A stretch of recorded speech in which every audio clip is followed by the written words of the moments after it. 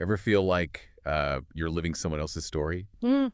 Well, that's kind of the energy we're tapping into today as we dive deep into the last love letter from Paris. Yeah. We've got excerpts from all over the novel, so think like dusty love letters, Parisian art scenes, and mystery that goes back generations. Yeah, what's fascinating about this book is how it kind of brings together like personal journeys with these grand historical narratives, It's not just watching from the outside. Right. We're right there with Juliette as she's uncovering these hidden lives and like by doing that, uncovering something about herself too. Right. And it all starts with this amazing discovery in chapter 1, like a box of unopened love letters hidden away in a Parisian museum archive. I mean, who hasn't, dreamt of finding something like Oh, that? totally. It's like a portal to another time. And for Juliette, our very meticulous art historian, it's a total disruption to her carefully ordered world. Right. This chance encounter with the past, it sets her on a course that's going to challenge like everything she thinks she knows about love, loss, and the choices we make. Yeah. It's almost like the universe is saying, wake up, Juliet. There's more to life than cataloging artifacts. Exactly. And then in comes Ethan, our wandering author. He's drawn to the mystery like a moth to a flame. He's all intuition and instinct. Yeah. A stark contrast to Juliet's methodical approach. Their dynamic is so interesting, right? Yeah. It's like watching two puzzle pieces that don't seem to fit, but somehow create this beautiful, complex picture. Absolutely. They challenge each other, push each other out of their comfort zones, and as they're working together to figure out the story behind the letters, they uncover Marguerite Bellerose, the intended recipient, Wow. who's now in her late 90s. Wow. She becomes like this living bridge between the past and present, sharing her memories of wartime Paris, and a love story cut short. This is where it gets really intriguing for me. Mm. Uncovering these hidden stories often reveals truths about ourselves. Think about it. How many times have you heard a story, read a book, or watched a film and had that aha moment where you connected with a character's struggle or triumph? Oh, all the time. It's like we're programmed to find meaning in stories, to learn from the experiences of others. And in the last love letter from Paris, this connection between past and present, between Marguerite's journey and Juliette's, it's so powerful. And speaking of connections, chapter 2 and 3 introduce Lucas Moreau, Juliet's longtime friend. He offers to host an exhibition of the letters and the art tied to Marguerite's story. He represents stability, like a comfortable path, while Ethan, he embodies this exciting, uncertain adventure. It's like Juliet's caught between two worlds, two versions of herself. It's such a relatable conflict, right? That pull between the familiar and the unknown, between what we think we should do and what our hearts are yearning for. And this tension, it plays out so beautifully in that rain-soaked cafe scene in chapter 4, where Juliette confesses her fears to Ethan. Oh, that scene. The rain mirroring Juliet's inner turmoil, the warmth of the coffee, a small comfort. Yeah. It's such a vivid image, and it speaks to the power of shared vulnerability, of finding solace in unexpected connections. And what's interesting is that it's Ethan, the free spirit, who provides that grounding force for Juliette. He encourages her to embrace the uncertainty, to trust her instincts. It's almost like he's saying, jump and I'll catch you. But wouldn't you agree that there's also an argument for choosing stability? Oh, for sure. I mean, Lucas represents a safe, predictable path, a life free from the constant upheaval that comes with Ethan's lifestyle. Yeah, that's a valid point. It's not always easy to choose the path less traveled, especially when there's comfort and security on the other side. And I think that's what makes Juliette's dilemma so compelling. It reflects those choices we all face in life, Yeah. Weighing our desires against our need for stability. Absolutely. And just when you think Juliet's starting to figure things out, chapters 5 and 6 throw in some major curveballs. Mm. Not only is she torn between Ethan and Lucas, but then a newly discovered painting adds fuel to the fire. It seems to embody Marguerite's story and intensifies the rivalry between the two men. It's like the past is reaching out, influencing the present. And what stands out to you about this rivalry and how the painting plays into it? For me, it's symbolic of the choices Juliet's facing. Ethan is drawn to the painting's raw emotion, its connection to the personal stories behind the art. Lucas, on the other hand, he sees its potential value, its place within the larger art world. It's like they're embodying the two sides of Juliet's internal struggle. That's a great observation. It's almost like the author's saying, what will you choose, Juliette? The heart or the head? The journey or the destination? And how often do we, like Juliet, let fear hold us back from pursuing our true passions? Right. It's a question that resonates throughout the novel, prompting us to examine our own choices and the paths we've chosen. It's a question that lingers long after we've closed the book. And that's what makes this deep dive so fascinating. It's not just about uncovering the secrets of the past, but also about discovering the potential within ourselves. It's like the story's holding a mirror up, reflecting our own desires and fears right back at us. And just as Juliette's wrestling with these big life choices, bam, chapter 7 throws a wrench in the works. Crucial letters disappear from her office, and the exhibition is in jeopardy. Talk about a twist. I was on the edge of my seat wondering, who could have taken them and why? It felt like such a betrayal, not just of Juliette's work, but of Marguerite's story, too. Exactly. It really raises the stakes, both professionally and emotionally. And the way Ethan and Lucas react to this whole crisis, it highlights those contrasting personalities even more.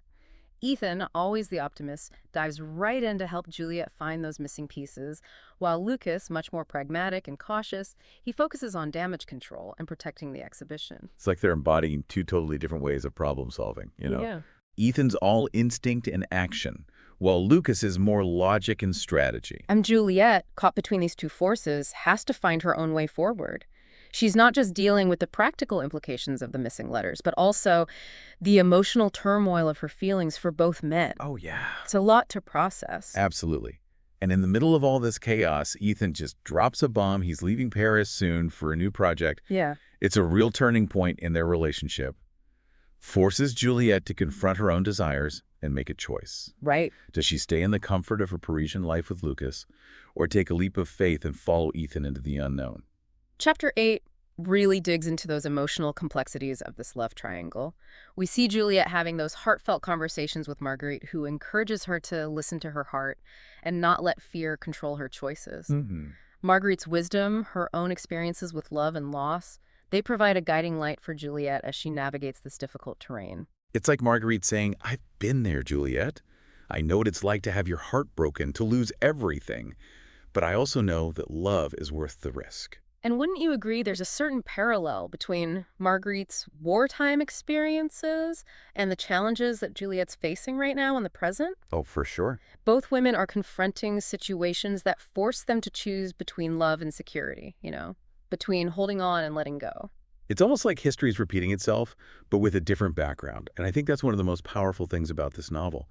It shows us that the human heart, with its capacity for love and loss, it transcends time and circumstance. Beautifully put. And as the exhibition gets closer, the tension just keeps ratcheting up.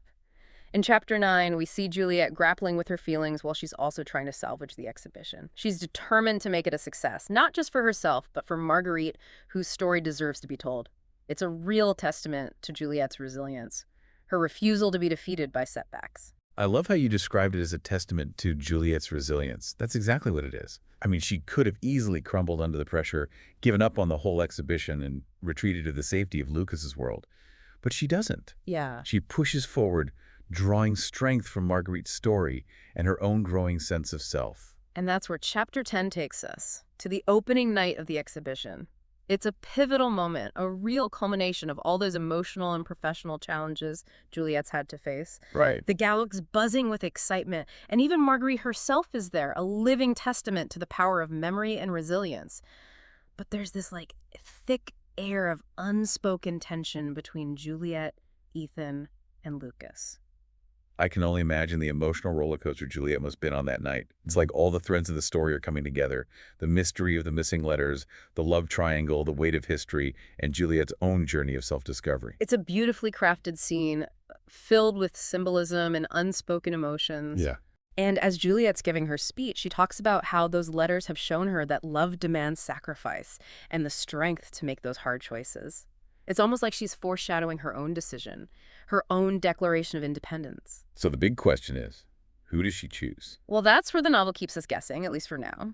Chapter 11 sets the stage for that final act, with Juliette standing between Ethan and Lucas, the weight of her choice heavy in the air. I'm dying to know what happens next. This deep dive has been quite the journey so far, full of twists and turns, heartfelt moments, and thought-provoking insights. It's amazing how a single box of love letters can unlock so much, not just about the past, but about ourselves as well. Absolutely. And that's what makes stories like The Last Love Letter from Paris so captivating. They remind us that we're all connected across time and circumstance by our shared human experiences. It's like we're standing right there with her, feeling the weight of her decision, the pull of these two different paths. Hmm. What do you think is going through her mind at that moment? Oh, I imagine it's a whirlwind of emotions. Excitement, fear, doubt, hope. She's on the edge of a major life change, and there's no going back. It's a moment of truth, like a culmination of everything she's learned about herself and the kind of life she wants to live. And the way the author describes it, with Juliette standing there between Ethan and Lucas, it's almost like a visual representation of that internal struggle. Right. On one side, you have stability, familiarity, a life that's rooted in tradition and history. And on the other side, there's adventure, passion, a life that embraces the unknown. Exactly. And it's not an easy choice. There's no right or wrong answer, only the path that really speaks to Juliet's heart. And in chapter 12, Echoes of the Past, we finally get our answer. Okay, drum roll, please. Who does she choose? She chooses Ethan. In a moment of clarity, Juliette realizes she can't deny her feelings any longer. She's ready to embrace that uncertainty, the adventure that comes with loving someone like him. It's a beautiful testament to the power of following your heart, even when it leads you off the beaten path. It's interesting because throughout the novel, we see Juliette so drawn to these hidden stories, these glimpses into the past.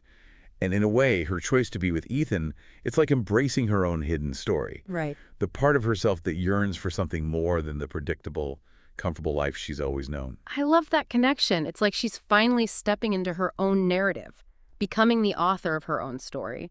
And just as Marguerite found love and loss amidst the chaos of war, Juliette finds her own version of happiness in the middle of her own personal upheaval. And what about Lucas? What happens to him?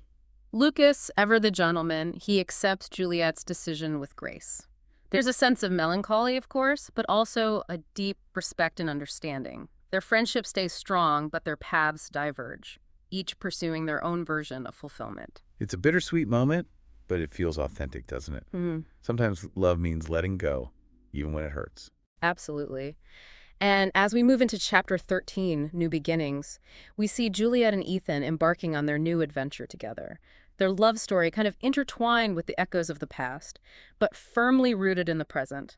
And the missing letters are never found. Oh, wow. Which adds this extra layer of mystery, reminds us that some questions are best left unanswered. That unresolved element is so intriguing. It's like the author is inviting us to imagine what might have happened, to fill in the blanks with our own interpretations. And the epilogue adds another layer of reflection. We see how those love letters had a lasting impact, not just on Juliette and Ethan, but on the people around them.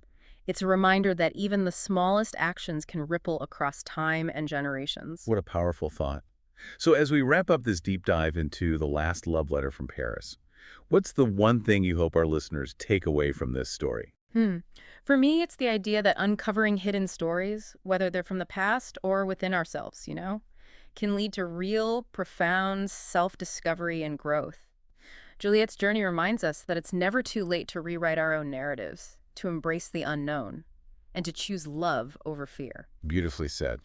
And if you're looking for a story that will transport you to another time and place, a story that will make you think, feel, and maybe even question your own path, I highly recommend checking out The Last Love Letter from Paris. You can find it on Amazon. We've included a link in the description. And for those of you who want to support our team and help us create more content like this, donations are always appreciated. You can find all the details in the video description as well. Thanks for listening. Thanks for joining us on this literary adventure. Until next time, happy reading.